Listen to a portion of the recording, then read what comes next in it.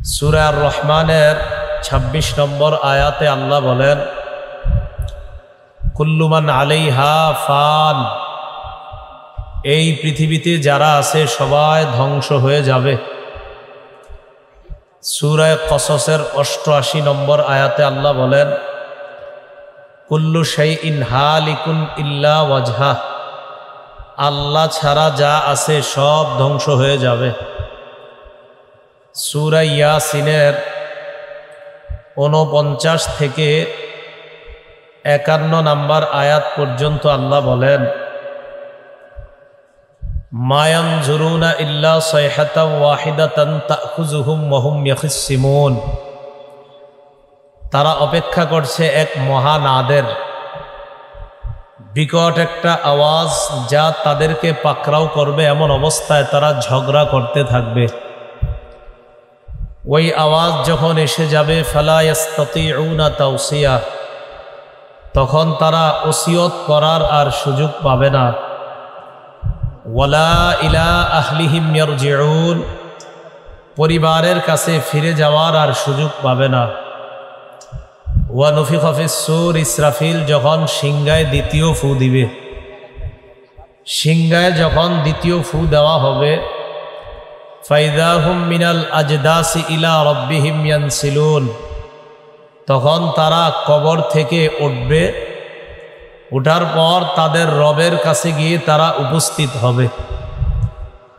কি বুঝতে পারলাম? ইসরাফিল সিংহায় প্রথম ফু দিবে যখন, আমি আপনি আজকে বেঁচে আছি, আমাদের পর যারা বেঁচে থাকবে, এরপর যারা থাকবে, একটা সময় সবাই শেষ হয়ে যাবে। সূরা জুমারের ৬৮ নম্বর আয়াতে আল্লাহ বলেন, ওয়া নুফিখা ফিস সূরি ফাসাইকা মান ফিস সামাওয়াতি ওয়া মান ফিল আরদ, সিংহায় ফু দেওয়া হবে, আসমান জমিনের সবাই বেহুশ হয়ে যাবে। ইল্লা মান শা আল্লাহ, আল্লাহ যাদেরকে চান তারা ছাড়া সবাই বেহুশ হয়ে যাবে। সুম্মা নুফিখা ফীহি উখরা, সিংহায় আরেকটা ফু দেওয়া হবে। ফাইদা হুম কিয়ামুন ইয়ানজুরুন, মানুষগুলা কিয়ামতের ময়দানে দাঁড়াবে, চারদিকে দেখতে থাকবে। এই আয়াতগুলার মাধ্যমে আমরা বুঝতে পারলাম কিয়ামতের ময়দানে মানুষের বিভিন্ন অবস্থা হবে, মানুষগুলা এক সময় শেষ হয়ে যাবে। এই মানুষ শেষ হবে, কিয়ামত হয়ে যাবে, কিছু বাকি থাকবে না। তো এই জন্য আমরা মনে রাখব, ইসরাফিল আলাইহিস সালাতু ওয়াস সালাম উনি সিংহায় যখন ফু দিবেন, প্রথম ফু আর দ্বিতীয় ফুয়ের মাঝে ব্যবধান হবে ৪০। এই ৪০ দ্বারা কি উদ্দেশ্য? সহিহ বুখারীর বর্ণনা, ৪৮১৪ নম্বর হাদিসের বর্ণনা। قال رسول الله صلى الله عليه وسلم بين النفختين 40, রাসূলুল্লাহ সাল্লাল্লাহু আলাইহি সাল্লাম বলেন, দুই ফুয়ের মাঝে ব্যবধান হবে ৪০। আবু হুরায়রা রাদিয়াল্লাহু তাআলা আনহু এই হাদিস বর্ণনা করেছেন। তার ছাত্ররা তাকে প্রশ্ন করলেন, ৪০ ইয়াউমা, ৪০ দ্বারা উদ্দেশ্য কি ৪০ দিন? আবু হুরায়রা রাদিয়াল্লাহু তাআলা আনহু জবাব দিলেন, আবাইতু, আমি জানি না। ছাত্ররা আবার প্রশ্ন করলেন, ৪০ সানা, তাহলে কি ৪০ বছর? আবু হুরায়রা রাদিয়াল্লাহু তাআলা আনহু জবাব দিলেন, আবাইতু, আমি জানি না। ছাত্ররা আবার প্রশ্ন করলেন, ৪০ শাহর, তাহলে কি ৪০ মাস? আবু হুরায়রা রাদিয়াল্লাহু তাআলা আনহু জবাব দিলেন, আবাইতু, আমি জানি না। তাহলে দুই ফুয়ের মাঝে ব্যবধান ৪০, এটা কি বছর না মাস না দিন? আবু হুরায়রা বললেন, আমি জানি না, নবী শুধু বলছে ৪০। ফু দিবেন কিবারে? ইসরাফিল যেদিন সিংহায় ফু দিবেন সেই বারটা হবে শুক্রবার, জুমার দিন। কোন বছরের কোন মাসে এটা আল্লাহ জানেন। মুসলিম শরীফের ৮৫৪ নম্বর হাদিসের বর্ণনা। قال رسول الله صلى الله عليه وسلم রাসূলুল্লাহ সাল্লাল্লাহু আলাইহি সাল্লাম বলেন, খায়রু ইয়াউমিন তালাআত আলাইহি শামসু ইয়াউমুল জুমুআ, সপ্তাহের 7 দিনের মধ্যে সবচেয়ে শ্রেষ্ঠ দিন হলো জুমার দিন। ফিহি খুলিকা আদম, জুমার দিন আদম নবীকে সৃষ্টি করা হয়েছে। ওয়া ফিহি উদখিলাল জান্নাহ, জুমার দিন আদম নবীকে জান্নাতে প্রবেশ করানো হয়েছে। ওয়া ফিহি উখরিজা মিনহা, জুমার দিন আদম নবীকে জান্নাত থেকে বের করা হয়েছে। ওয়ালা তাকুমুস সাআতু ইল্লা ফি ইয়াউমিল জুমুআ, নবীজি বলেন কিয়ামত যেদিন হবে, ইসরাফিল যেদিন সিংহায় ফু দিবে, ওই বারটা হবে জুমার দিন। তাহলে বলেন তো আপনারা, কিয়ামত হবে কি বারে? জুমার দিন। কোন বছর? আল্লাহ জানে। বলেন, কে জানে? কোন মাস? আল্লাহ জানে। কিন্তু কি বার হবে? কোন শুক্রবার? কে জানে? বাকি কোন এক শুক্রবার। তো সিংহায় যখন ফু দিবে কিয়ামত হয়ে যাবে। বাকি কিয়ামতটা কবে হবে এই বিষয়টা আল্লাহ ছাড়া কেউ জানে না। মুসলিম শরীফের হাদিস 5 নম্বর হাদিসের বর্ণনা। জিবরিল আলাইহিস সালাতু ওয়াস সালাম নবীজিকে 4টা প্রশ্ন করছে। 4 নম্বর প্রশ্নটা হলো এমন, মাতাস সাআতু ইয়া রাসূলুল্লাহ,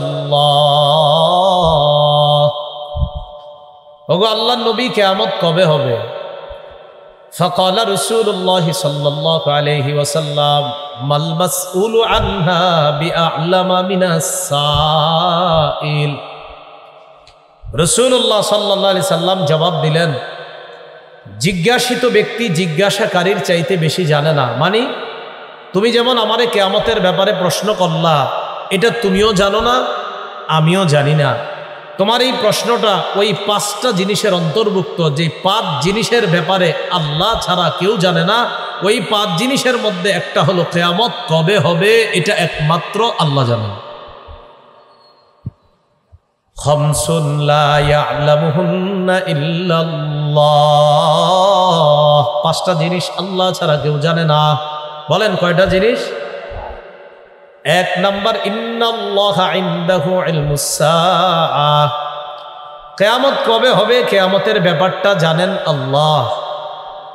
2 নাম্বার, ওয়ায়ুনাজ্জিলুল গায়স, কোন জমিনে কি পরিমাণ বৃষ্টি কখন হবে আল্লাহ জানেন। ওয়া ইয়ালামু মা ফিল আরহাম, মায়ের রেহেমের মধ্যে সন্তান ছেলে হবে না মেয়ে হবে এটা আল্লাহ জানেন। 4 নাম্বার, ওমা তাদরি নাফসুম মাযা তাকসিবু গাদা, কোন ব্যক্তি আগামীকাল কি উপার্জন করবে এটা কেউ জানে না, জানেন আল্লাহ। 5 নাম্বার, ওমা তাদরি নাফসুম বিআইয়ি আরদিন তামুত, কোন মানুষ কোন জমিনে কোথায় কখন মৃত্যুবরণ করবে এটা কেউ জানে না, জানেন আল্লাহ। তাহলে 5টা জিনিস আমরা মুখস্থ করে নেই। 1 নাম্বার, কিয়ামত কখন হবে কে জানেন। 2 নাম্বার, বৃষ্টি কখন কোন জমিনে কি পরিমাণ হবে বা হবে না এটা জানেন কে। 3 নাম্বার, পেটের সন্তান এটা কি ছেলে হবে না মেয়ে হবে এটা কে জানেন। 4 নাম্বার, মানুষ আগামীকাল কি উপার্জন করবে এটা কে জানেন। মানুষ কোথায় কোন জমিনে কখন কোন তারিখে মৃত্যুবরণ করবে এটা কে জানেন আল্লাহ। এই 5টা জিনিস। তাহলে এই 5টার মধ্যে কিয়ামত আসেনি। তাই এই কিয়ামত কবে হবে এটা কে জানেন। তাহলে আপনাদের পরীক্ষা নিয়ে নি, বলেন তো কোন বছর হবে কে জানে, কোন মাসে হবে কে জানে, কি বারে হবে, কোন বছরের শুক্রবার কে জানে। কোন এক শুক্রবারে হবে, বাকি এই শুক্রবারটা কবে কোন বছর কোন মাসে এটা জানেন আল্লাহ। তো বলছিলাম ইসরাফিল সিংহায় ফু দিবে। ফু দেওয়ার পর দ্বিতীয় ফু যখন দিবে তখন আপনার মানুষগুলার হুশ আবার ফিরে আসবে। আমাকে আপনাকে কিভাবে আবার পুনরুত্থান করা হবে? আবু দাউদ শরীফের 4743 নম্বর হাদিসের বর্ণনা। قال رسول الله صلى الله عليه وسلم كل ابن آدم تأكله الأرض إلا عجب الزام। রাসূলুল্লাহ সাল্লাল্লাহু আলাইহি সাল্লাম বলেন, আদম সন্তান তাদেরকে কবর দেওয়ার পর মাটি তাদের দেহের তাদের শরীরের সব অংশ খেয়ে ফেলে, শুধু পিছনের লেঙ্গুরের একটা হাড় ছাড়া সব খেয়ে ফেলে, একটা হাড় খাইতে পারে না। মিনহু খুলিকা, এই হাড় থেকেই সবাইকে বানানো হয়েছে, আমাকে আপনাকে বানানো হয়েছে। ওয়াফিহি ইউরাক্কাব, এই হাড় দিয়ে আবার আমাকে আপনাকে পুনরুত্থান করা হবে। তাহলে বলেন তো, আমাদেরকে কবর দেওয়ার পর সব খাবে, একটা হাড় খেতে পারবে না। এখানে আবার মনে রাখতে হবে, আমাদের দেহের অংশ মাটি খেয়ে ফেললেও নবীদের শরীর কিন্তু মাটি খেতে পারবে না। আবু দাউদ শরীফের 1047 নম্বর হাদিসের বর্ণনা, ক্বালা রাসূলুল্লাহ সাল্লাল্লাহু আলাইহি ওয়াসাল্লাম, ইন্নাল্লাহা হাররামা আলাল আরদি আজসাদাল আম্বিয়া, আল্লাহ মাটির উপর হারাম করে দিয়েছেন মাটি যেন নবীদের শরীর না খায়। তাহলে আদম সন্তান সবার শরীর মাটি খেয়ে ফেললেও নবীদের শরীর, নবীদের দেহ মাটি খেতে পারবে না। এ আকীদা, এ বিশ্বাস আমাদের রাখতে হবে। এইভাবে আমাদেরকে আবার পুনরুত্থান করা হবে। কিয়ামতের ময়দানে আমরা সবাই উপস্থিত হব। হাসরের ময়দানে আমাদেরকে কিভাবে উপস্থিত করা হবে? সহিহ বুখারীর বর্ণনা, কিতাবুর রিকাক, কোমল হওয়া অধ্যায়, রাসূলুল্লাহ সাল্লাল্লাহু আলাইহি সাল্লাম বলেন, ইন্নাকুম মাহশুরুনা হুফাতান উরাতান গুরলা, সুম্মা ক্বরাআ কামা বাদানা আউওয়ালা খালকিন নুঈদু। নবী বলেন, হাসরের ময়দানে তোমাদেরকে জুতা ছাড়া খালি গায়ে খতনাবিহীন তোমাদেরকে উপস্থিত করা হবে। হাসরের ময়দানে তোমাদেরকে যখন সমবেত করা হবে, পায়ের মধ্যে জুতা থাকবে না, শরীরের মধ্যে কাপড় থাকবে না, খতনাবিহীন তোমাদেরকে কিয়ামতের ময়দানে উপস্থিত করা হবে। তাহলে বুখারীর বর্ণনায় আসছে, কিয়ামতের ময়দানে আমাদেরকে উপস্থিত করা হবে, পায়ে জুতা থাকবে না, শরীরে কাপড় থাকবে না, খতনাবিহীন। আবার আবু দাউদ শরীফের হাদিসের মধ্যে আসছে, মানুষকে যেইভাবে কবর দেওয়া হয় তাকে কিয়ামতের ময়দানে ওই কাপড়েই উঠানো হবে। মন দিয়ে বুঝছেন কিন্তু, আবু দাউদ শরীফের হাদিসে আসছে, যেই কাপড়ে মানুষকে কবর দেওয়া হবে কিয়ামতের ময়দানে, কবর থেকে তারে ওই কাপড়েই উঠানো হবে। বুখারীর হাদিসে আছে, কিয়ামতের ময়দানে মানুষকে যখন সমবেত করা হবে, তার পায়ে জুতা থাকবে না, শরীরে কাপড় থাকবে না, খতনাবিহীন তাকে উপস্থিত করা হবে। আবু দাউদ শরীফের হাদিসের মধ্যে আছে, কবর থেকে বান্দাকে যখন উঠানো হবে, ওই কাপড়ে উঠানো হবে যেই কাপড় তার গায়ে ছিল। তাহলে দুই হাদিসের মধ্যে অর্থগত ব্যবধান হয়েছে কি হয় নাই? এখন আপনারা ওস্তাদ ছাড়া যারা অনেক কিছু অর্জন করে ফেলেন এই যুগে, এটা এই দুই হাদিসের জবাব দেন। আপনাদের পকেটেও দুটোটা হাদিস আছে। যারা হাদিসের অ্যাপস চালান, আমি বলি না চালাবেন না, পড়বেন, হাদিস পড়বেন, কিন্তু এই দুটোটা হাদিস আপনাদের পকেটে এখন আছে। তো এই দুই হাদিসের জবাব কি? হ্যাঁ, এক হাদিসে বললেন নবীজি যেই কাপড়ে তাকে দাফন করা হবে ওই কাপড়ে কবর থেকে উঠানো হবে। আরেক হাদিসে বললেন তোমাদেরকে জুতা ছাড়া, কাপড় ছাড়া কিয়ামতের ময়দানে উপস্থিত করা হবে। এক হাদিসে বললেন শরীরের মধ্যে কাপড় থাকবে, এমন অবস্থায় কবর থেকে উঠানো হবে। আরেক হাদিসে বললেন শরীরের মধ্যে কাপড় থাকবে না। তাহলে দুই হাদিসের অর্থের মধ্যে ব্যবধান আছে না নাই? তাহলে এখান থেকে কি বোঝা যায়? যে কোনো বিদ্যা অর্জনের জন্য ওস্তাদ দরকার। কি দরকার? আমার নবীর দোনোটা কথাই সঠিক। তো দুই কথা যদি সঠিক হয়, তো যে হাদিসের মধ্যে আসছে শরীরে কাপড় থাকবে না, আবার আরেক হাদিসে আছে শরীরে কাপড় থাকবে, দোনোটা সঠিক হয় কেমনে? প্রথম কথা, দোনোটাই সঠিক।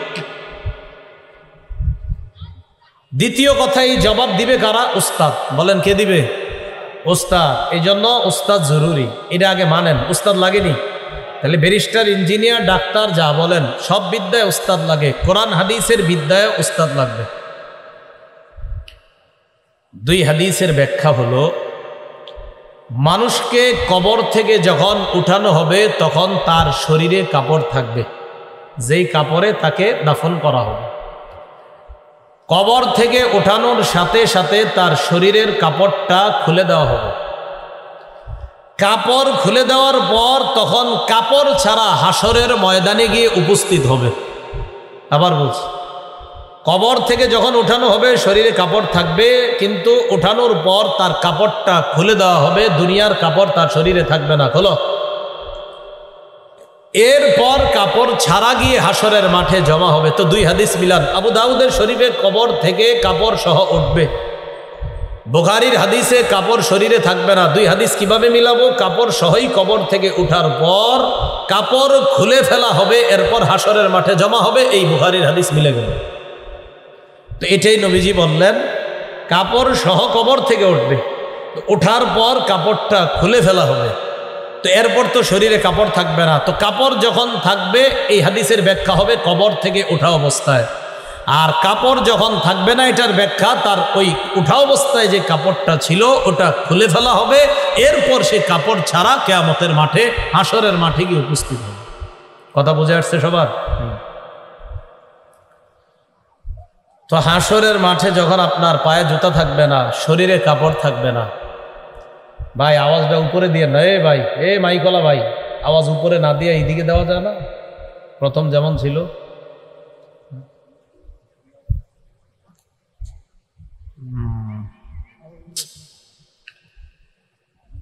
রাসূলুল্লাহ সাল্লাল্লাহু আলাইহি সাল্লাম বলেন, হাসরের ময়দানে সবাই যখন সমবেত হবে, সর্বপ্রথম যাকে পোশাক পরিধান করানো হবে তিনি হবেন ইব্রাহিম আলাইহিস সালাতু ওয়াস সালাম। قال رسول الله صلى الله عليه وسلم إن أول الخلائق يكسى يوم القيامة إبراهيم عليه الصلاة والسلام। সৃষ্টি জগতের মধ্যে সর্বপ্রথম কিয়ামতের ময়দানে যাকে পোশাক পরানো হবে তিনি হবেন ইব্রাহিম আলাইহিস সালাতু ওয়াস সালাম। নবীজি বলেন, আউয়ালু মান ইউকসা ইয়াউমাল কিয়ামাতি ইব্রাহিম আলাইহিস সালাতু ওয়াস সালাম ইউকসা হুল্লাতাম মিনাল জান্নাহ। কিয়ামতের ময়দানে ইব্রাহিম নবীকে জান্নাত থেকে পোশাক আনার পর ইব্রাহিম নবীকে জান্নাতের পোশাক পরিধান করানো হবে। সুম্মা ইউতা বি ফাউকসা হুল্লাতাম মিনাল জান্নাহ। এরপর আমার কাছে পোশাক আনা হবে, আনার পর আমাকে জান্নাতের পোশাক পরিধান করানো হবে। প্রথমে ইব্রাহিম নবীকে, এরপর আমার কাছে পোশাক আনা হবে, আনার পর আমাকে জান্নাতের পোশাক পরিধান করানো হবে। তো এইভাবে কিয়ামতের ময়দানে মানুষের অবস্থাগুলো এমন হবে। সর্বপ্রথম কার কবরটা ছিদ্র করা হবে? মুসলিম শরীফের 2278 নম্বর হাদিসের বর্ণনা। ক্বালা রাসূলুল্লাহ সাল্লাল্লাহু আলাইহি ওয়াসাল্লাম আনা আউয়ালু মান ইয়ানশাক্কু আনহু কবরুহু। রাসূলুল্লাহ সাল্লাল্লাহু আলাইহি সাল্লাম বলেন, কিয়ামতের ময়দানে সর্বপ্রথম আমার কবরটা উন্মোচন করা হবে, ছিদ্র করা হবে। ওই কবর থেকে কিয়ামতের ময়দানে আমি মুহাম্মদকে সর্বপ্রথম বের করা হবে। সহিহ বুখারীর বর্ণনা 4813 নম্বর হাদিস। রাসূলুল্লাহ সাল্লাল্লাহু আলাইহি সাল্লাম বলেন, ইন্নী আউয়ালু মান ইয়ারফাউ রাসাহু বা'দা নাফখাতিল আখিরা। কিয়ামতের ময়দানে সর্বপ্রথম ইসরাফিল দ্বিতীয় সিংহায় যখন দ্বিতীয়টা ফু দিবে, সিংহার মধ্যে যখন দ্বিতীয় ফু দিবে, এই দ্বিতীয় ফু দেওয়ার পর কিয়ামতের ময়দানে আমি আমার মাথাটা সর্বপ্রথম উপরে উঠাবো। এর মানে কবর থেকে আমি সর্বপ্রথম। যে বিষয়টা আমি আপনাদের সামনে বলার জন্য ভূমিকাটা নিলাম সেটা হলো, এই কিয়ামতের ময়দানটা যখন কায়েম হবে, কায়েম হওয়ার পর কিয়ামতের ময়দানে বিভিন্ন মানুষের অবস্থা বিভিন্ন ধরনের হবে। 1 নাম্বার কাফেরের অবস্থা, 2 নাম্বার গুনাহগার ইমানদারের অবস্থা, 3 নাম্বার মুত্তাকি ইমানদারের অবস্থা। কাফেরের অবস্থা কেমন হবে?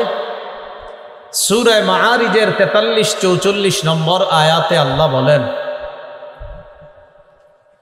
ইয়াউমা ইয়াখরুজুনা মিনাল আজদাসি সিরাআন কাআন্নাহুম ইলা নুসুবিন ইউফিদুন খাশিআতান আবসারুহুম তারহাকুহুম জিল্লাহ। সেদিন কাফেররা কবর থেকে উঠবে দ্রুততার সাথে। খাশিআতান আবসারুহুম, তাদের চক্ষুগুলা ভীত থাকবে, শঙ্কিত থাকবে। তারহাকুহুম জিল্লাহ, লাঞ্ছনা তাদেরকে ছেয়ে ফেলবে। যালিকাল ইয়াউমুল্লাযী কানূ ইউআদুন, এই দিনের ব্যাপারে তাদেরকে ওয়াদা করা হয়েছে, তাদেরকে সতর্ক করা হয়েছে, কিন্তু তারা সতর্ক হয় নাই। কাফেররা কবর থেকে দ্রুততার সাথে কিয়ামতের ময়দানে উঠবে, চক্ষুগুলা ভীত থাকবে, শঙ্কিত থাকবে। আল্লাহ বলেন এই দিনের ব্যাপারেই তাদেরকে ওয়াদা করা হয়েছিল। তো আল্লাহ বলেন কান্নাহুম ইলা নুসুবি ইউফিদুন, কাফেররা কবর থেকে যখন উঠবে তখন তারা দেখলে মনে হবে খুব দ্রুত একটা লক্ষ্যস্থলের দিকে তারা ছুটে চলছে, তাদেরকে দেখলে এমন মনে হবে।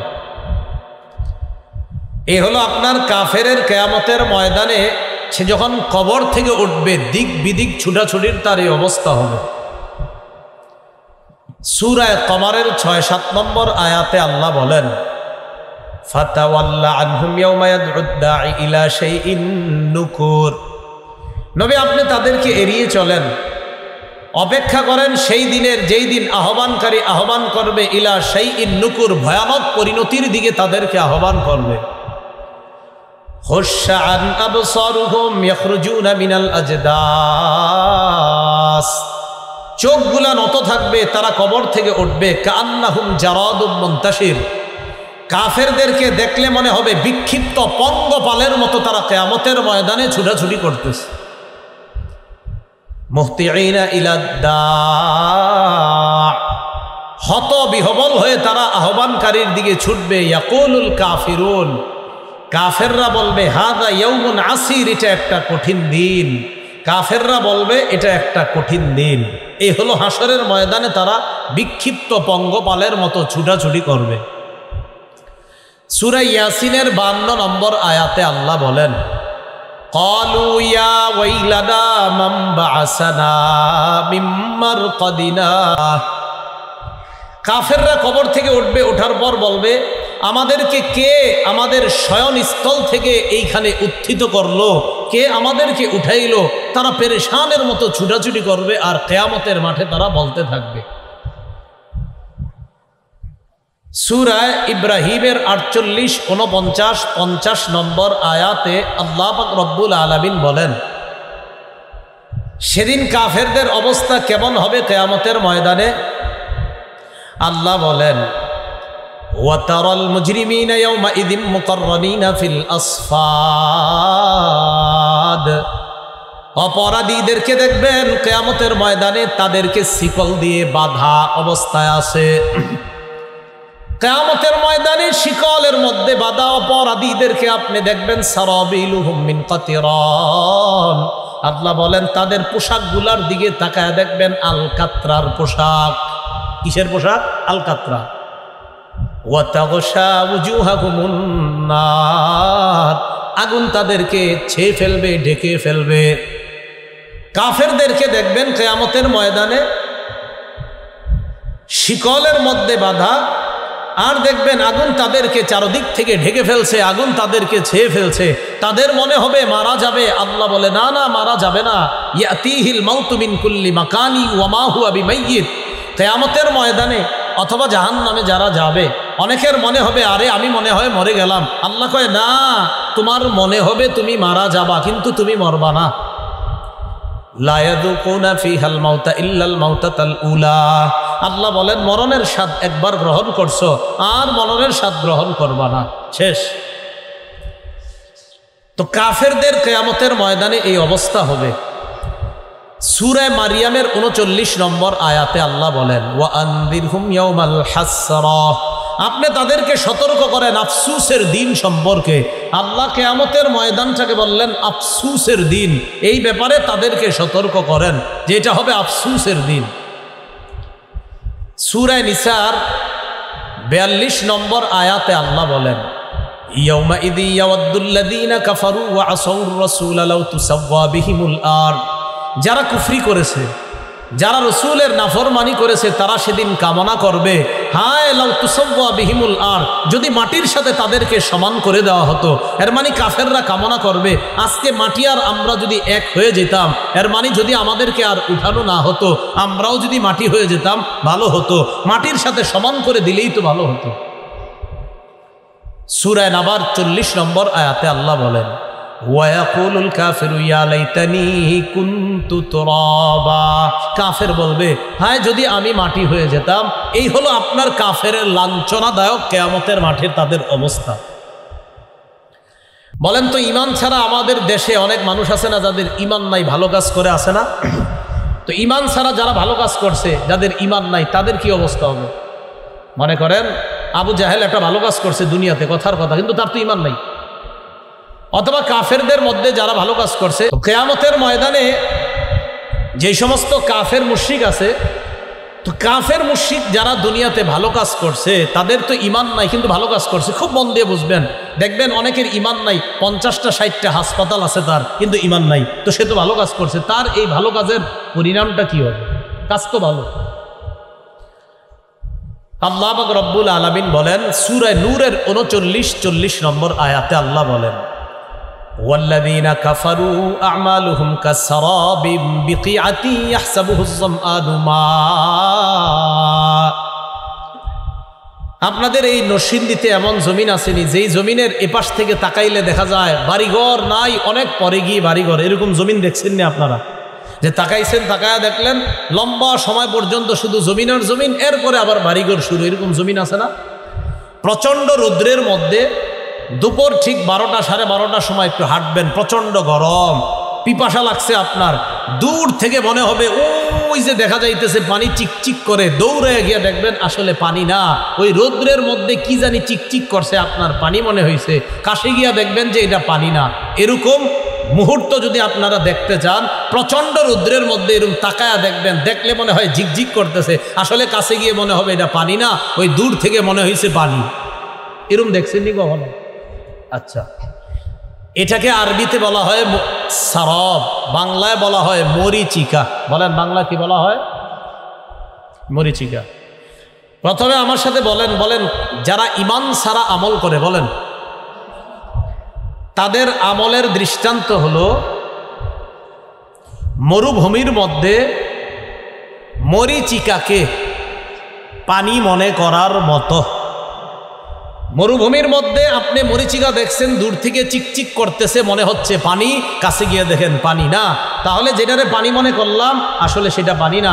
ঈমান ছাড়া যারা ভালো কাজ করবে তাদের মনে হবে অনেক কিছু করে ফেলছি, আল্লাহ কয় করে ফেলছো এটা তোমার মনে হবে, কিন্তু তোমার এই আমলটা হবে মরুভূমির মধ্যে মরিচিকারে যেমন পানি মনে হয় আসলে পানি না, তোমার এই ভালো কাজকে ভালো মনে হলেও ঈমান না থাকার কারণে এটা ভালো না।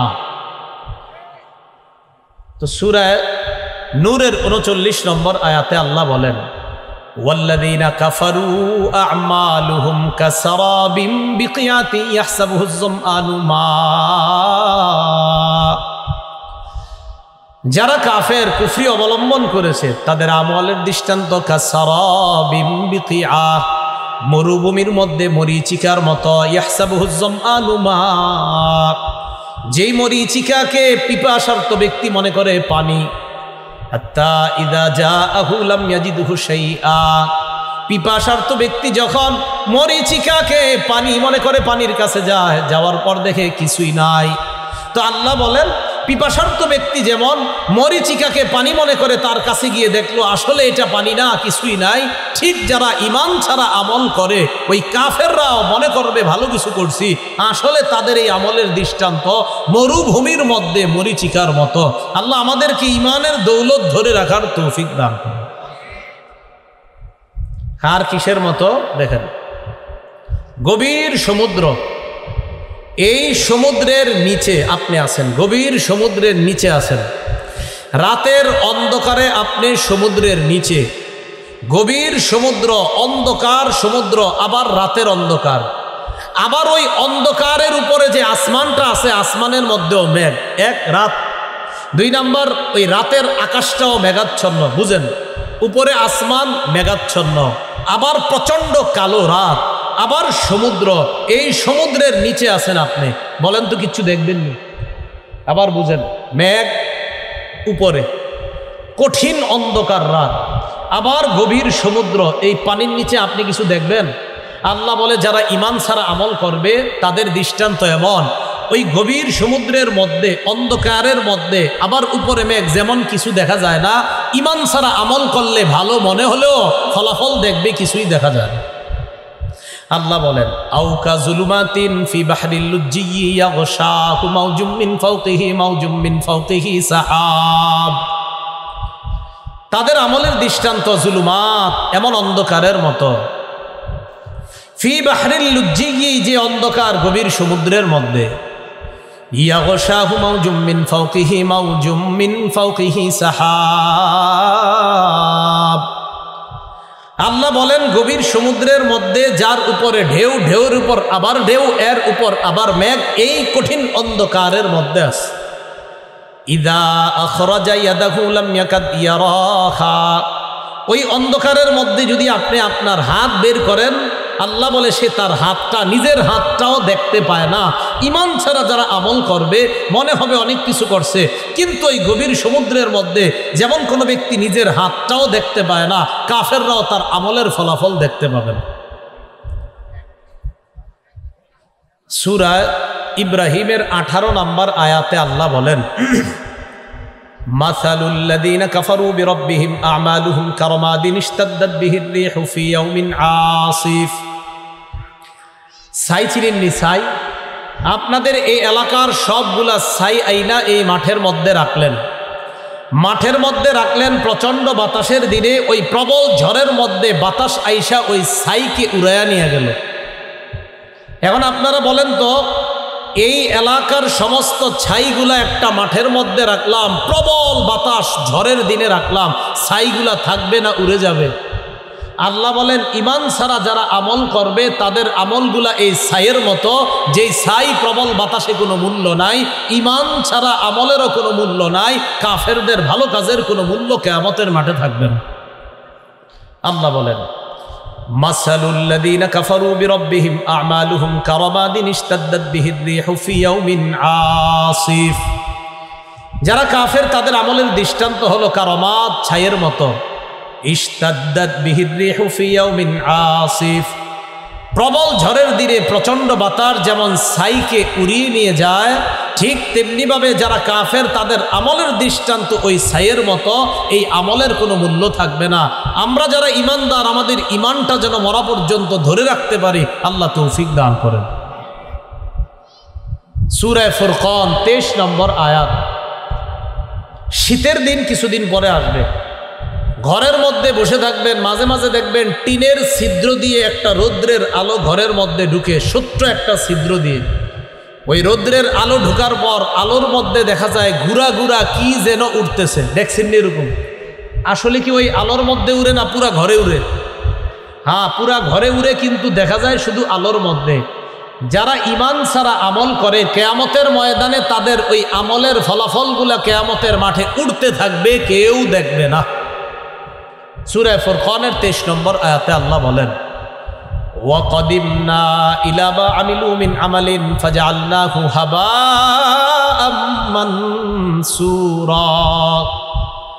যারা ঈমান ছাড়া ভালো কাজ করে তাদের এই ভালো কাজের ফয়সালা আমি আল্লাহ করব, উড়তে থাকা বিক্ষিপ্ত ধুলা কণার ন্যায় বানিয়ে দিব। তাদের ওই আমলগুলা দেখা যাবে না, এইভাবে উঠতে থাকবে, দেখা যাবে না। যেইগুলা দেখা যাবে না ওইগুলা তো ওজনের পাল্লায় উঠানো যাবে না, দেখাই যায় না, তো পাল্লায় উঠাইবেন কি? দুইটা পাল্লার মধ্যে আমল নামা দেওয়া লাগবে, তো আমল নামা তো দেখা যাওয়া লাগবে, দেখা গেলেই না পাল্লার মধ্যে দেওয়া হবে।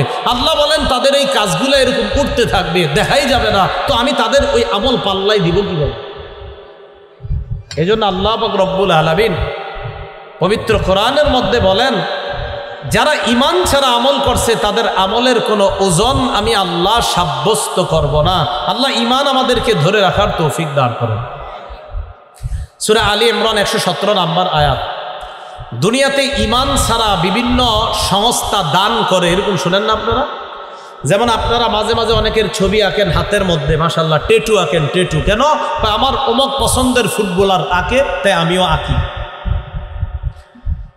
তো দেখা যায় ইমান ছাড়া ওই বিভিন্ন ফুটবলাররা বিভিন্ন জায়গায় বড় বড় অঙ্কের দান করে, আর আপনারা মাশাআল্লাহ ফেসবুকে লেখেন আমি তাকে এই কারণে বেশি পছন্দ করি কারণ সে এই জায়গায় দান করে, এরকম লেখেন না? আপনারা বললেও লেখেন, না বললে ফেসবুকে তো এটি কারা লেখে? সব তো মুসলমানরাই লেখে। আমাদের বাংলাদেশের ছেলেরা অনেকে লেখে যে তাকে আমার যে কারণে ভালো লাগে। কাকে? একজন খেলোয়াড় দিছে, মনে করেন যে তার ইমান নাই, তো মনে করেন সে তার পছন্দের খেলোয়াড়, সে দান করছে, কয় তাকে আমার আসলে এই কারণে ভালো লাগে, মানে সে দান করে, এই করে, সেই করে। আল্লাহ পাক রব্বুল আলামিন বলেন ইমান ছাড়া যারা দান করে তাদের দানগুলা হলো হিম শীতল বাতাসের মতো, যেই ঠান্ডা বাতাস মানুষের ফসল নষ্ট করে দেয়, ইমান ছাড়া দান যারা করে তাদের এই দান হলো ওই বাতাসের মতো যেই বাতাস মানুষের ক্ষতি করে। সূরা আলী ইমরানের 117 নম্বর আয়াতে আল্লাহ বলেন মাসালু মা ইউনফিকুনা ফি হাযিহিল হায়াতিদ দুনিয়া কামাসালি রিহিন ফিহা সিররুন আসাবাত হারসা কওমিন যালামু আনফুসাহুম ফাআহলাকাত। আল্লাহ বলেন যারা দুনিয়ার মধ্যে দান করে ঈমান ছাড়া, তাদের দানের দৃষ্টান্ত হলো ওই হিমশীতল বাতাসের মতো, যেই বাতাস কারো ফসলের মধ্যে গিয়ে আঘাত করে, আঘাত করার পর ওই মানুষগুলা হলো তারা যারা নিজেদের উপর জুলুম করেছে, তাদের ফসলগুলা ওই বাতাস নষ্ট করে দিছে। তাহলে বলেন তো, যেই বাতাস ফসল নষ্ট করে দেয়, এই বাতাস কি কারো জন্য কল্যাণ না অকল্যাণ? ঠিক তেমনিভাবে ঈমান ছাড়া যারা দান করে, আল্লাহ কয় তাদের দানের দৃষ্টান্ত এমন। আল্লাহ আমাদের কি ঈমানের দৌলত ধরে রাখার তৌফিক দান করে। এবার আসেন বেঈমান যারা, তারা ঝগড়া করবে আপোষের মধ্যে, জাহান্নামেও ঝগড়া করবে তারা।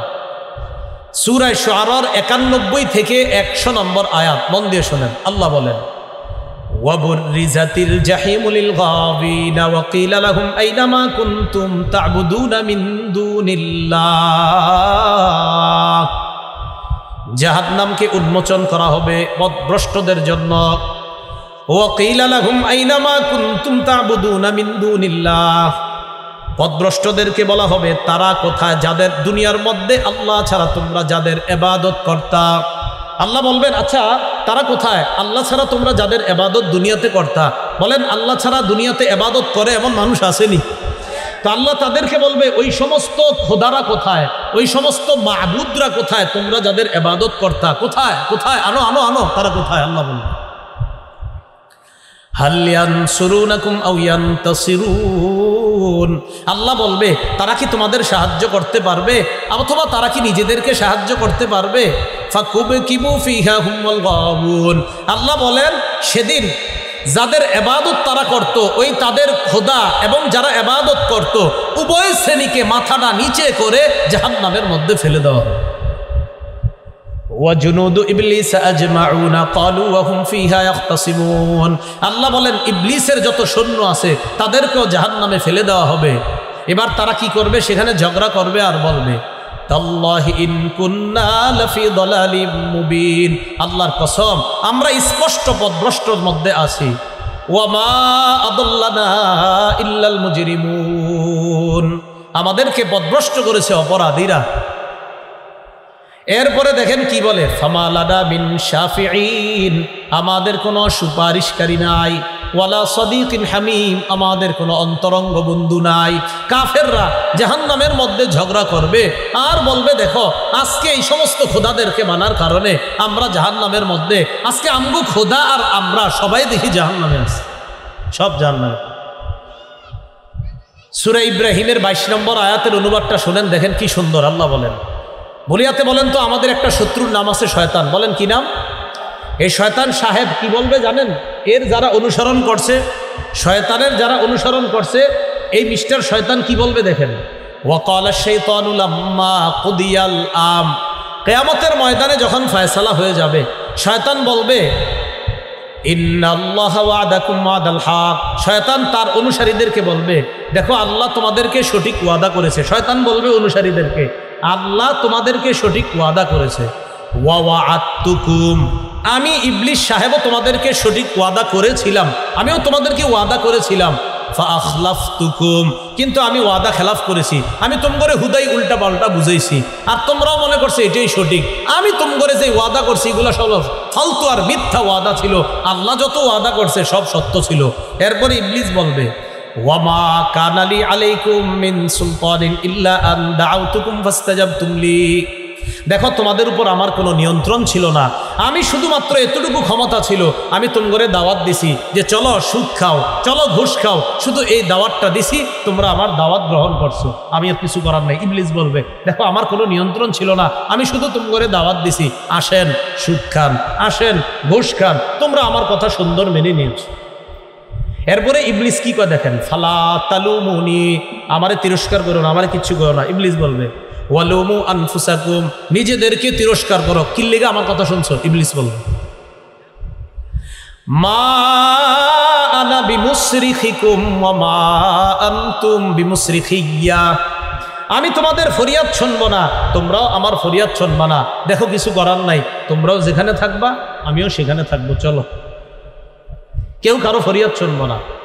ইন্নী কাফারতু বিমা আশরাকতুমুনি মিন ক্বাব, ইতিপূর্বে তোমরা যে আমি মিস্টার ইবলিসকে আল্লাহর সাথে শরীক করছো, দেখেন তো ইবাদতের মধ্যে আমি শয়তানকেও তোমরা শরীক করছিলা, আজকে আমি অস্বীকার করছি, তোমরা আমারে ঠিক করো নাই কাজটা, আমি তোমরে অস্বীকার করতেছি, যাও যাও নিজেদের ওটা নিজেরা বুঝো। ইবলিস বলবে সেদিন অনুসারীদের। তাহলে ইবলিসের অনুসারী হওয়া যাবে না। আল্লাহ আমাদেরকে ইমানের দৌলত দান করেছেন, ইমান নিয়ে মরার তৌফিক দান করেন।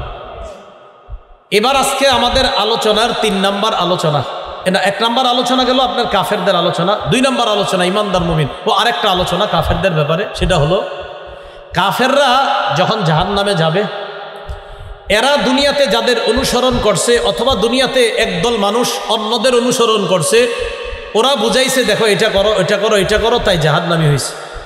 সূরা আহজাবের 66-67 নম্বর থেকে 68 নম্বর আয়াতে আল্লাহ বলে ইয়াউমা তুকাল্লাবু উজুহুহুম ফিন্নার, যেদিন তাদের চেহারা পরিবর্তন হয়ে যাবে, ইয়াকুলুনা ইয়া লাইতানা আতা'নাল্লাহ ওয়া আতা'নার রাসূলা, সেদিন তারা বলবে হায় যদি আমরা আল্লাহর আনুগত্য করতাম, আমরা যদি রাসূলের আনুগত্য করতাম। ওয়া ক্বালু রাব্বানা ইন্না আতা'না সাদাতানা ওয়া কুবারানা, তারা বলবে আল্লাহ আমরা আমাদের নেতাদের অনুসরণ করেছি, আমাদের বড় নেতা যারা ছিল এদের অনুসরণ করেছি, এরাই আমাদেরকে পথভ্রষ্ট করছে। রব্বানা আতিহিম দি'ফাইনি মিনাল আযাব, আল্লাহ নেতাদেরকে দ্বিগুণ শাস্তি দেন, আল্লাহ নেতাদেরকে ডাবল আযাব দেন, আমগরে যা দিবেন এর ডাবল দিবেন নেতাদেরকে, কারণ এরা আমগরে পথভ্রষ্ট বানাইছে, তাই আমরা জাহান্নামী হইছি, আল্লাহ এগুলারে দ্বিগুণ দিবেন, আমগরে যা দিবেন। এই হলো আপনার কাফেরদের হালাত হবে কিয়ামতের মাঠে। এবার আমরা দ্বিতীয় আলোচনায় যাই, চলেন। ইমানদার গুনাহগার যারা হবে, ইমান আছে কিন্তু গুনাহগার, দুনিয়াতে বিভিন্ন গুনাহ করছে, তাদের কি অবস্থা হবে কিয়ামতের ময়দানে? একদল ইমানদারের ইমান ছিল যাকাত দেয় নাই, কি দেয় নাই? যাকাত। তো যাকাত না দেওয়া ন্যায় না অন্যায়? অন্যায়। সহিহ বুখারীর বর্ণনা 4565 নম্বর হাদিস, قال رسول الله صلى الله عليه وسلم من آتاه الله مالا فلم يؤدي زكاته। রাসূলুল্লাহ সাল্লাল্লাহু আলাইহি সাল্লাম বলেন আল্লাহ যাকে সম্পদ দিয়েছে সে যদি যাকাত না দেয়, বলেন আল্লাহ যাকে সম্পদ দিয়েছে সে যদি কি না দেয়, মুসিলা লাহু মালুহু শুজাআন আকরা, কিয়ামতের ময়দানে তার সম্পদকে টেকু বিষধর সাপে রূপান্তরিত করা হবে। লাহু জাবিবাতান, এই সাপের 2 চোখের উপরে কালো 2টা ফোঁটা থাকবে, চিহ্ন থাকবে। ইয়া আখুযু বিল হিজামাতাইহি ইয়ানি বিশিদকাই, এই সাপ ওই যাকাত যে আদায় করে না তার 2 গালের মধ্যে চাপ দিয়ে ধরে বলবে আনা মালুকা, আমি তোমার মাল, আনা কানজুকা, আমি তোমার সঞ্চিত সম্পদ, দুনিয়াতে তুমি কেন যাকাত দাও নাই, ওই যেই মালটা তুমি যাকাত দাও নাই ওই সম্পদ আজকে আমি সাপ হইছি, এখন তোমাকে আমি খাবো। সাপ।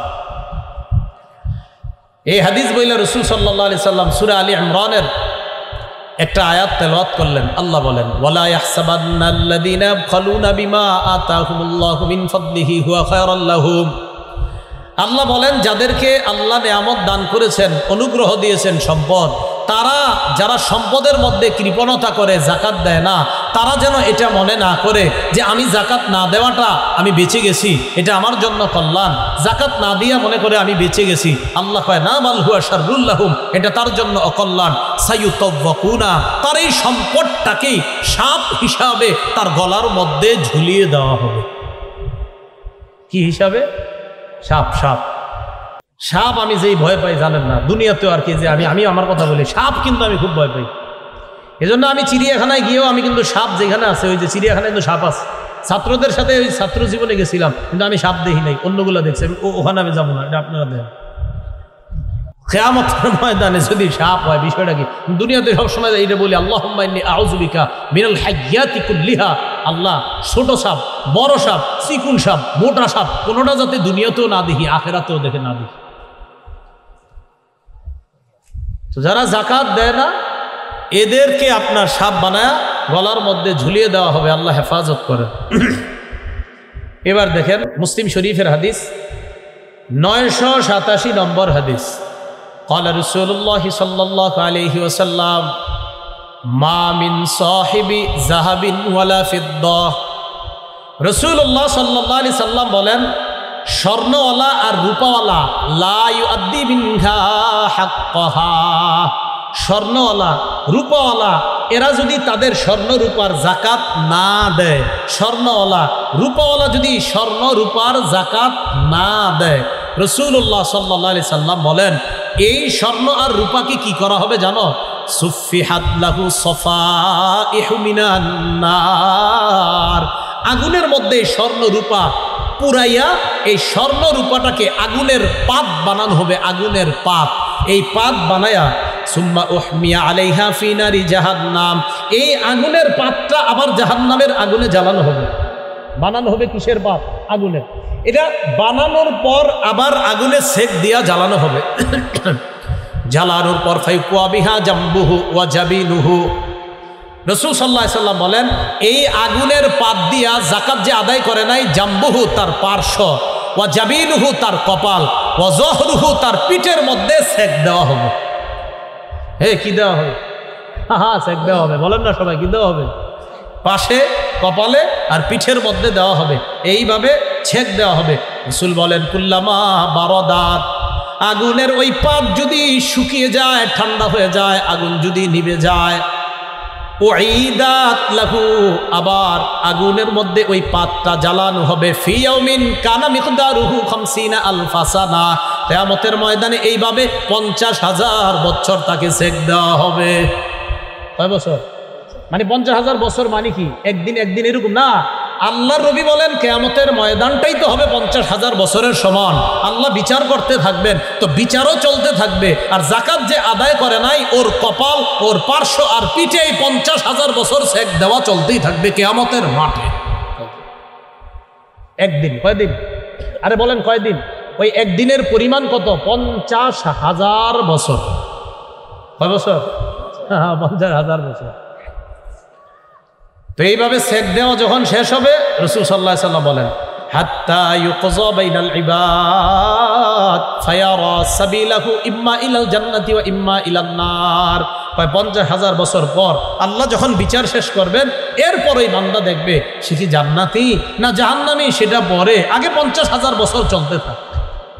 এ হলো সাহাবীরা এটা শুইনা বললেন, ফাল ইবলু ইয়া রাসূলুল্লাহ, হুজুর ওটের ব্যাপারে কি বলেন? যারা ওট লালন পালন করে, এরা যদি ওটের যাকাত না দেয়, এদের কি হবে? ক্বালা রাসূলুল্লাহ সাল্লাল্লাহু আলাইহি ওয়াসাল্লাম, নবীজি সাল্লাল্লাহু আলাইহি সাল্লাম বলেন, ওটের মালিক যদি ওটের যাকাত না দেয়, এই ব্যক্তিকে একটা সমতল ভূমির মধ্যে মাথাটা নিচের দিকে দিয়ে কিয়ামতের মাঠে উপস্থিত করা হবে। করার পর ওটা রুটের যত বাচ্চা আছে, এরা আইসা কি করবে? তাতাউহু বিআখফাফিহা, ওট তার পা দিয়ে তাদেরকে ওই জাকাত যে আদায় করে নাই, কার? ওটের জাকাত, ওই উটগুলাই তার উপর দিয়ে পারাবে। ওয়া তাদহু, আর তাকে মুখ দিয়া কামড় দিতে থাকবে। ওটা রুটের যত বাচ্চা আছে সবাই পারাবে আর মুখ দিয়ে তারে কামড় দিবে, তুমি কেন আমগো জাকাত দুনিয়াতে দিলা না? সাহাবীরা বললেন, ফাম্মাল ইবিলু ফাম্মাল গনামু ওয়াল বাকারু ইয়া রাসূলুল্লাহ, হুজুর গরু ছাগল যারা পালন করে এরা যদি এগুলার হক আদায় না করে তাদের কি অবস্থা হবে? হ্যাঁ, ফার্ম আসেনি, গরুর ফার্ম, ছাগলের ফার্ম অনেকের। হ্যাঁ, ফার্ম যাদের আছে আপনারা কিন্তু আলেমদের থেকে মাসালা জেনে নেবেন। ফার্ম থাকলে মাসালা আছে, এক দুইটা গরু এটা ভিন্ন, কিন্তু ফার্ম যাদের আছে, ফার্ম গরু ছাগলের, আপনাদের জন্য কিন্তু মাসালা আছে। তো সাহাবীরা প্রশ্ন করলেন, হুজুর যাদের গরু ছাগল এরা যদি হক আদায় না করে? ফাকালা রাসূলুল্লাহ সাল্লাল্লাহু আলাইহি ওয়াসাল্লাম, নবীজি বললেন, গরু ছাগলের হক যারা আদায় করে না, কিয়ামতের ময়দানে এই মানুষগুলোকেও সমতল ভূমির মধ্যে মাথা নিচু করে উপস্থিত করা হবে।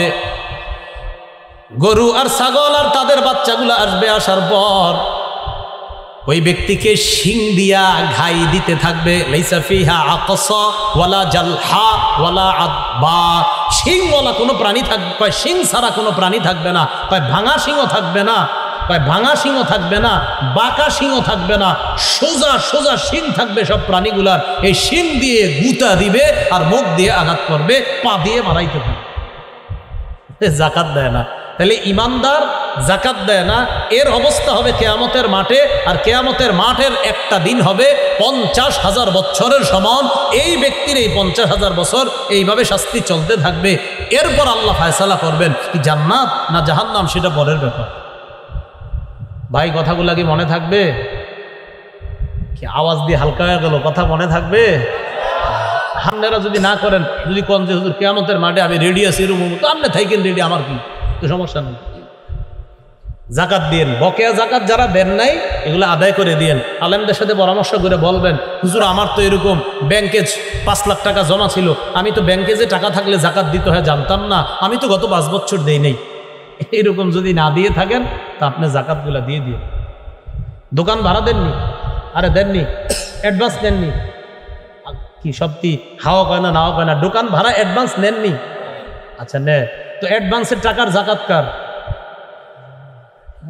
বলেন, মালিকের। মালিককে? যে অ্যাডভান্স রাখছে না যে অ্যাডভান্স দিছে? যে দিছে। হ্যাঁ, 5 লাখ টাকা অ্যাডভান্স ফালায় রাখছেন আপনি, তো এই টাকার জাকাত আসবে না না আসবে এটা আলেমদেরকে জিজ্ঞাসা করতে হবে তো আপনার। এই জন্য খুব সাবধান সতর্কতার সাথে চললেন। অনেক মানুষ জাকাতের মাসালা না জানার কারণে আপনারা জাকাত দিচ্ছেন না। জাকাতের মাসালাগুলা ওলামায়ে হজরতদের সাথে পরামর্শ করবেন যে আমার তো এই পরিমাণ টাকা অমুক জায়গায় জমা আছে। প্রভিডেন্ট ফান্ড আছে না, প্রভিডেন্ট ফান্ড, তে ফান্ডে যে আপনারা টাকা এত পরিমাণ জমা রয়েছে, কার কি পরিমাণ জমা আলেমদের কাছে এসে জানাবেন। জানানোর পর বলবেন, হুজুর কি করা, গত 10 বছর 15 বছর তো আমার টাকা অমুক জায়গায় জমা ছিল, আমি তো জাকাত দেই নাই। হ্যাঁ, আপনাকে জাকাত দিতে হবে। আখেরাতের যদি সুন্দর বানাতে চান আপনার বকেয়া জাকাতও দিতে হবে, নতুন করে জাকাত আসলে এটাও জাকাত দিতে হবে। আল্লাহ আমাদেরকে আমল করার তৌফিক দান করেন। আরেক দল ইমানদার যারা অহংকার করতো দুনিয়াতে, মনে করেন আছে না এরকম? তিরমিজি শরীফের 2492 নম্বর হাদিসের বর্ণনা, قال رسول الله صلى الله عليه وسلم يحشر المتكبرون يوم القيامة أمثال الذئب في صور الرجال। অহংকারীদেরকে কিয়ামতের ময়দানে মানুষের আকৃতিতে পিঁপড়ার মতো উপস্থিত করা হবে। আচ্ছা বলেন তো কার আকৃতি? কিসের মতো? পিঁপড়া। কেমন দেখা যায়? পিঁপড়ার মতো, কিন্তু আকৃতি মানুষের। বলতে পারেন হুজুর এটা কেমনে সম্ভব? আল্লাহর পক্ষে সম্ভব। অহংকারীদেরকে পিঁপড়ার মতো, মানুষের আকৃতি মানুষের, কিন্তু পিঁপড়ার মতো তাদেরকে কিয়ামতের মাঠে উপস্থিত করা হবে। ইয়াগশাহুমুয-যিল্লু মিন কুল্লি মাকান, অহংকারীদেরকে চারদিক থেকে লাঞ্ছনা আইসা তাদেরকে ছেয়ে ফেলবে, ঢেকে ফেলবে। আল্লাহ আমাদের সকলকে হেফাজত করেন। তাহলে এলো দ্বিতীয় নাম্বার। তৃতীয় নাম্বার, যারা মুত্তাকি মুমিন হবে তাদের কিয়ামতের ময়দানে কোনো ভয় নাই, কোনো চিন্তা নাই। আল্লাহ তাদেরকে পুলসিরাত পার করে জান্নাত পৌঁছায় দেবেন। সূরা ইউনূসের 62 নম্বর আয়াত থেকে আল্লাহ পাক রব্বুল আলামিন বলেন, আলা ইন্না আউলিয়া আল্লাহি লা খাউফুন আলাইহিম ওয়ালা হুম ইয়াহজানুন। শোনো, আল্লাহর ওলিদের কোনো ভয় নাই, আল্লাহর ওলিদের কোনো চিন্তা নাই, আল্লাহর ওলিদের ভয় নাই, চিন্তা নাই। এখন আপনাদের মাথায় এসে গেছে, হুজুর আল্লাহর ওলি কি আর আমরা? আল্লাহর ওলি তো অমুকরা, আল্লাহর ওলি তো অমুক জায়গার অমুক বড় আল্লাহর ওলি, তিনি আল্লাহর ওলি, আমরা কি আল্লাহর ওলি? হ্যাঁ, আপনাদের মধ্যে আল্লাহর ওলি আছে। আল্লাহ বলতেছে আল্লাহর ওলি কারা? আল্লাযীনা আমানু ওয়া কানু ইয়াত্তাকুন, যারা ঈমান আনে আর তাকওয়া অবলম্বন করে, আল্লাহকে ভয় পায়। আল্লাহ বলেন আমি তাদেরকে ওলি বলে ঘোষণা করলাম। রিক্সা চালক যদি আল্লাহরে ভয় পায়, একটা গার্মেন্টসে চাকরি করে সেও যদি আল্লাহরে ভয় পায়, একজন কৃষক যদি আল্লাহকে ভয় পায়, বাস তিনি আল্লাহর ওলি। হয়তো ওনারে আমরা আল্লাহর ওলি বলি না, কারণ তার বড় একটা চেয়ার নাই, 10-12 জন মুরিদ নাই, কথার কথা, হয়তো আমরা তারা এরকম আল্লাহর ওলি বলি না। কিন্তু দেখেন, যে ব্যক্তি মুত্তাকি, উনি কৃষক হতে পারে, উনি সাধারণ একজন ব্যক্তি হতে পারে, উনি আপনাদের এলাকার হয়েও আপনারা তারে তেমন মূল্যায়ন করেন না, কিন্তু ওই বেটা মনে মনে আল্লাহকে ভয় পায়। আল্লাহ কোরআনে বলেন ইন্না আকরামাকুম ইনদাল্লাহি আতকাকুম, তোমাদের মধ্যে সবচেয়ে বেশি আমারে যে ভয় করবা, আমি আল্লাহ তাকে কোরআনে সবচেয়ে সম্মানিত বান্দা বলে ঘোষণা। তাহলে আল্লাহর ওলি হওয়ার জন্য শাইখুল হাদিস, মুফতি, মুহাদ্দিস, আল্লামা বড়, ওরা যদি আল্লাহর ওলি হয় ভালো, কিন্তু আল্লাহর ওলি হওয়ার জন্য মুত্তাকি যদি হন, একটা সাধারণ মানুষও যদি আল্লাহকে ভয় করে, সে আল্লাহর ওলি হয়ে যায়। তাহলে এই মুত্তাকি যারা, তাদের কোনো ভয় নাই। আল্লাহ বলেন লাহুমুল বুশরা ফিল হায়াতিদ দুনিয়া ওয়া ফিল আখিরাহ, দুনিয়াতেও তাদের জন্য সুসংবাদ, আখিরাতেও সুসংবাদ। লা তাবদীলা লিকালিমাতিল্লাহ, আল্লাহর কথার কোনো পরিবর্তন হবে না। যালিকা হুয়াল ফাউজুল আযীম, আল্লাহ বলেন এটাই হলো সবচাইতে বড় সফলতা। তাহলে কিয়ামতের ময়দানে 3 শ্রেণীর মানুষের হালাত জানলাম, কাফের, গুনাহগার ঈমানদার আর মুত্তাকি ঈমানদার। আল্লাহ আমাদের সকলকে মুত্তাকি ঈমানদার হওয়ার তৌফিক দান করেন। আল্লাহ আমাদের সকলকে মুত্তাকি ঈমানদার হওয়ার তৌফিক দান করেন। সুবহানাল্লাহি ওয়া বিহামদিহি, সুবহানাকাল্লাহুম্মা ওয়া বিহামদিকা, আশহাদু আল্লা ইলাহা ইল্লা আনতা, আস্তাগফিরুকা ওয়া আতুবু ইলাইক। 60 মিনিটের বেশি আলোচনা আমি করি না, এই জন্য কেউ কাগজ দিবেন না ভুলেও কখনো আমাকে। 1 মিনিট পরেই 60 মিনিট হবে।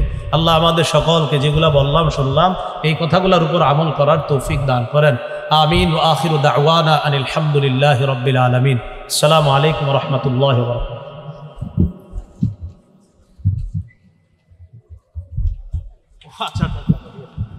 ও ভাই, একটা ঘোষণা দিতে বলা হয়েছে, একটা ঘোষণা একটু